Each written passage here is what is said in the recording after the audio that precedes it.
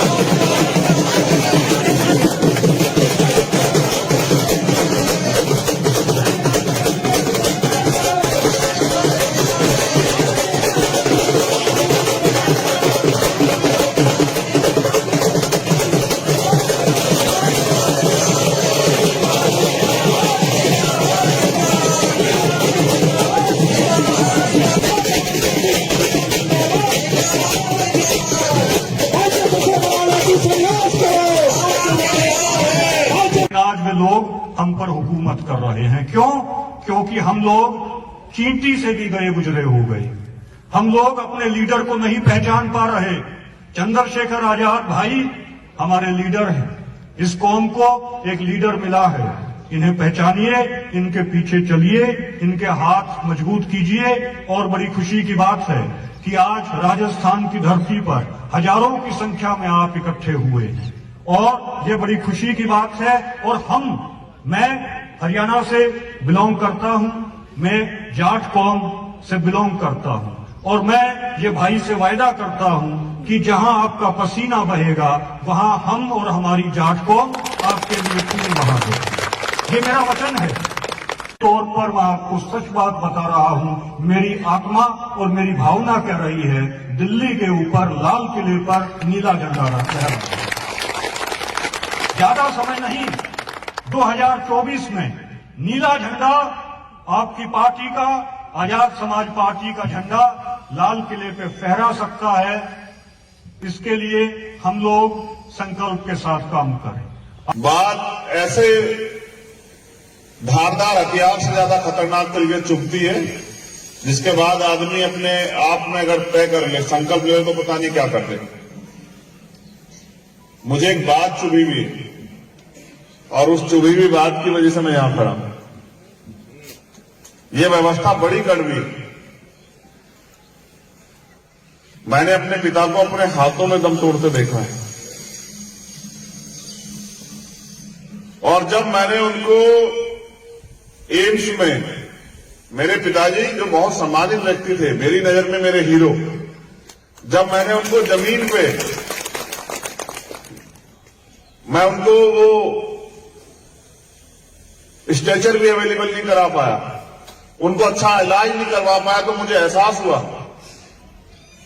कि यहां कितनी बड़ी खाई है। गरीबी, अमीरी, जातिवाद, तमाम तरह की परेशानियां। और उस दिन मैंने अपने मन से तय किया था कि जब अगर मौका आया और अपनी मेहनत से अवसर बना तो किसी गरीब को इस अन्याय का सामना नहीं करने दूंगा। किसी बेटे को रोने चिल्लाने नहीं दूंगा कि उसको वो अपने पिताजी को नहीं बचा पाया। कोई भाई तकलीफ में नहीं होगा, अपने भाई को नहीं बचा पाया। ऐसे समय में अपनी मां को, अपनी बहन को कोई नहीं खोएगा, अपनी पत्नी को, अपने बच्चों को कोई नहीं खोएगा। आज तो हजारों लोग अच्छा इलाज ना मिलने के कारण मर जाते हैं। और जब मेरे पिताजी को ने 11 जनवरी 2013 इसी महीने, कठिन महीना होता है, कठिन दिन होते मेरे लिए, मैंने अपना हीरो खोया इस महीने में।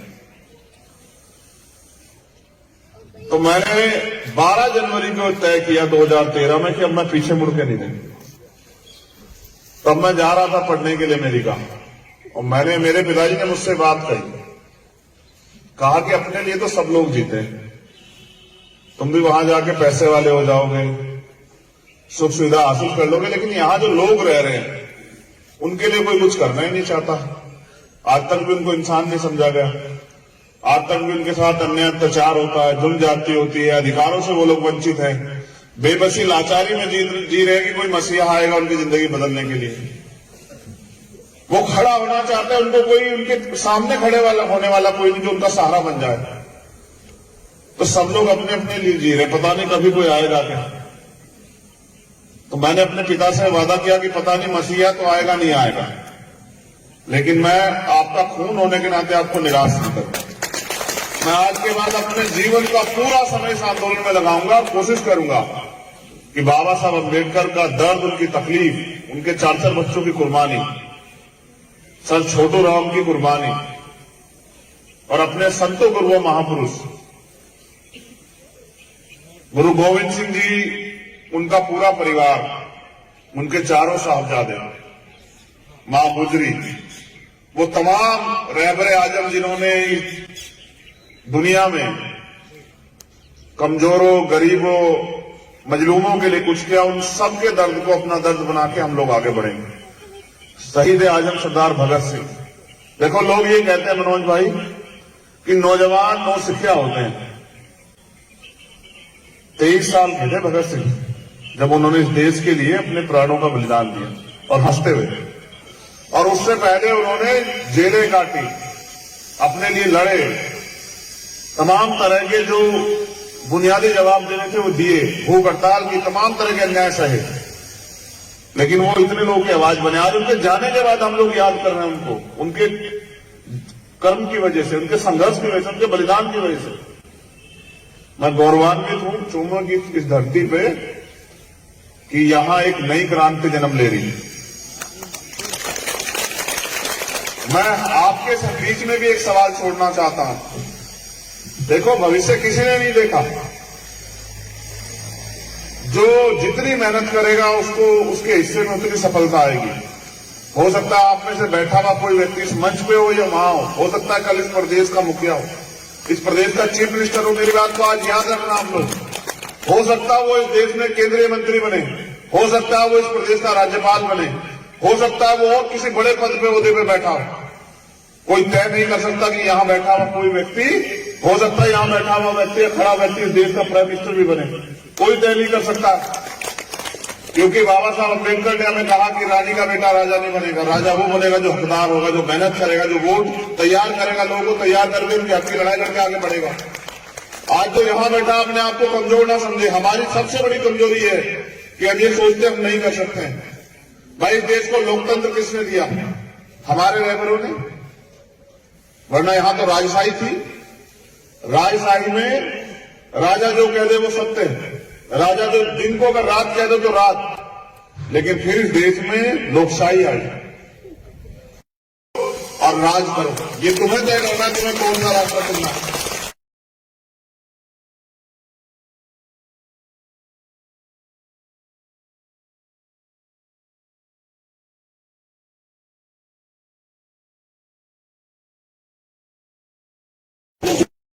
आगे जाओ, थोड़ा साइड। परिवार जी का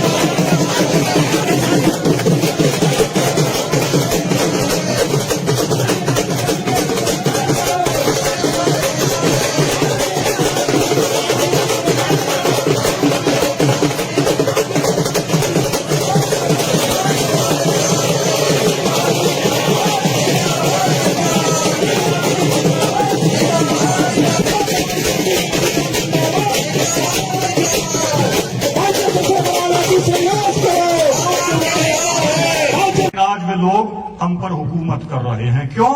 क्योंकि हम लोग चींटी से भी गए गुजरे हो गए। हम लोग अपने लीडर को नहीं पहचान पा रहे। चंद्रशेखर आजाद भाई हमारे लीडर हैं। इस कौम को एक लीडर मिला है। इन्हें पहचानिए, इनके पीछे चलिए, इनके हाथ मजबूत कीजिए। और बड़ी खुशी की बात है कि आज राजस्थान की धरती पर हजारों की संख्या में आप इकट्ठे हुए और ये बड़ी खुशी की बात है। और मैं हरियाणा से बिलोंग करता हूं, मैं जाट कौम से बिलोंग करता हूं और मैं ये भाई से वायदा करता हूं कि जहां आपका पसीना बहेगा वहां हम और हमारी जाट कौम आपके लिए खून बहाएगी। ये मेरा वचन है। तौर पर मैं आपको सच बात बता रहा हूं। मेरी आत्मा और मेरी भावना कह रही है दिल्ली के ऊपर लाल किले पर नीला झंडा लहराना। ज्यादा समय नहीं, 2024 में नीला झंडा आपकी पार्टी का, आजाद समाज पार्टी का झंडा लाल किले पे फहरा सकता है। इसके लिए हम लोग संकल्प के साथ काम करें। बात ऐसे धारदार हथियार से ज्यादा खतरनाक तरीके चुभती है जिसके बाद आदमी अपने आप में अगर तय कर ले, संकल्प ले तो पता नहीं क्या कर दे। मुझे एक बात चुभी हुई और उस चुभी हुई बात की वजह से मैं यहां खड़ा हूं। यह व्यवस्था बड़ी कड़वी। मैंने अपने पिता को अपने हाथों में दम तोड़ते देखा है और जब मैंने उनको एम्स में, मेरे पिताजी जो बहुत सम्मानित व्यक्ति थे, मेरी नजर में मेरे हीरो, जब मैंने उनको जमीन पे, मैं उनको वो स्ट्रेचर भी अवेलेबल नहीं करा पाया, उनको अच्छा इलाज नहीं करवा पाया, तो मुझे एहसास हुआ कि यहां कितनी बड़ी खाई, गरीबी, अमीरी, जातिवाद, तमाम तरह की परेशानियां। और उस दिन मैंने अपने मन से तय किया था कि जब अगर मौका आया और अपनी मेहनत से अवसर बना तो किसी गरीब को इस अन्याय का सामना नहीं करने दूंगा। किसी बेटे को रोने चिल्लाने नहीं दूंगा कि उसको अपने पिताजी को नहीं बचा पाया। कोई भाई तकलीफ में नहीं होगा, अपने भाई को नहीं बचा पाया। ऐसे समय में अपनी मां को, अपनी बहन को कोई नहीं खोएगा, अपनी पत्नी को, अपने बच्चों को कोई नहीं खोएगा। आज तो हजारों लोग अच्छा इलाज ना मिलने के कारण मर जाते हैं। और जब मेरे पिताजी को ने 11 जनवरी 2013 इसी महीने, कठिन महीना होता है, कठिन दिन होते मेरे लिए, मैंने अपना हीरो खोया इस महीने। तो मैंने 12 जनवरी को तय किया 2013 में कि अब मैं पीछे मुड़ के नहीं देखूंगा। तब मैं जा रहा था पढ़ने के लिए अमेरिका, और मेरे पिताजी ने मुझसे बात कहा कि अपने लिए तो सब लोग जीते, तुम भी वहां जाके पैसे वाले हो जाओगे, सुख सुविधा हासिल कर लोगे, लेकिन यहां जो लोग रह रहे हैं उनके लिए कोई कुछ करना ही नहीं चाहता। आज तक भी उनको इंसान नहीं समझा गया, आज तक भी उनके साथ अन्याय अत्याचार होता है, जुल्म जाती होती है, अधिकारों से वो लोग वंचित हैं, बेबसी लाचारी में जी रहे हैं कि कोई मसीहा आएगा उनकी जिंदगी बदलने के लिए। वो खड़ा होना चाहते हैं, उनको कोई उनके सामने होने वाला कोई नहीं जो उनका सहारा बन जाए। तो सब लोग अपने अपने लिए जी रहे, पता नहीं कभी कोई आएगा क्या। तो मैंने अपने पिता से वादा किया कि पता नहीं मसीहा तो आएगा नहीं आएगा, लेकिन मैं आपका खून होने के नाते आपको निराश नहीं करूंगा। मैं आज के बाद अपने जीवन का पूरा समय इस आंदोलन में लगाऊंगा और कोशिश करूंगा कि बाबा साहब अम्बेडकर का दर्द, उनकी तकलीफ, उनके 4 बच्चों की कुर्बानी, सर छोटू राम की कुर्बानी और अपने संतों गुरुओं महापुरुष गुरु गोविंद सिंह जी, उनका पूरा परिवार, उनके 4 साहबजादे, मां गुजरी, वो तमाम रहबरे आजम जिन्होंने दुनिया में कमजोरों, गरीबों, मजलूमों के लिए कुछ किया, उन सबके दर्द को अपना दर्द बना के हम लोग आगे बढ़ेंगे। शहीद आजम सरदार भगत सिंह, देखो लोग ये कहते हैं मनोज भाई कि नौजवान नौसिखिया होते हैं। 23 साल के थे भगत सिंह जब उन्होंने इस देश के लिए अपने प्राणों का बलिदान दिया, और हंसते हुए। और उससे पहले उन्होंने जेलें काटी, अपने लिए लड़े, तमाम तरह के जो बुनियादी जवाब देने थे वो दिए, भूख हड़ताल की, तमाम तरह के अन्याय सहे, लेकिन वो इतने लोगों की आवाज बने। आज उनके जाने के बाद हम लोग याद कर रहे हैं उनको, उनके कर्म की वजह से, उनके संघर्ष की वजह से, उनके बलिदान की वजह से। मैं गौरवान्वित हूं चूमा की इस धरती पे कि यहां एक नई क्रांति जन्म ले रही है। मैं आपके सब बीच में भी एक सवाल छोड़ना चाहता हूं। देखो, भविष्य किसी ने नहीं देखा। जो जितनी मेहनत करेगा उसको उसके हिस्से में उतनी सफलता आएगी। हो सकता है आप में से बैठा हुआ कोई व्यक्ति इस मंच पे हो या वहां हो सकता है कल इस प्रदेश का मुखिया हो, इस प्रदेश का चीफ मिनिस्टर हो। मेरी बात को आज याद रखना आप लोग। हो सकता है वो इस देश में केंद्रीय मंत्री बने, हो सकता है वो इस प्रदेश का राज्यपाल बने, हो सकता है वो और किसी बड़े पद पे ओहदे पे बैठा हो। कोई तय नहीं कर सकता कि यहां बैठा हुआ कोई व्यक्ति, हो सकता है यहां बैठा हुआ व्यक्ति, खड़ा व्यक्ति इस देश का प्राइम मिनिस्टर भी बने, कोई तय नहीं कर सकता। क्योंकि बाबा साहब अम्बेडकर ने हमें कहा कि रानी का बेटा राजा नहीं बनेगा, राजा वो बनेगा जो हकदार होगा, जो मेहनत करेगा, जो वोट तैयार करेगा, लोगों को तैयार करके उनके हक की लड़ाई करके आगे बढ़ेगा। आज जो यहां बैठा अपने आप को कमजोर ना समझे। हमारी सबसे बड़ी कमजोरी है कि आज ये सोचते हम नहीं कर सकते हैं। भाई, इस देश को लोकतंत्र किसने दिया? हमारे रहबरों ने, वरना यहां तो राजशाही थी। राजशाही में राजा जो कह दे वो सत्य है, राजा जो दिन को अगर रात कह दो तो रात। लेकिन फिर इस देश में लोकशाही आई और राज करो। ये तुम्हें तय करना है तुम्हें कौन सा रास्ता चलना है।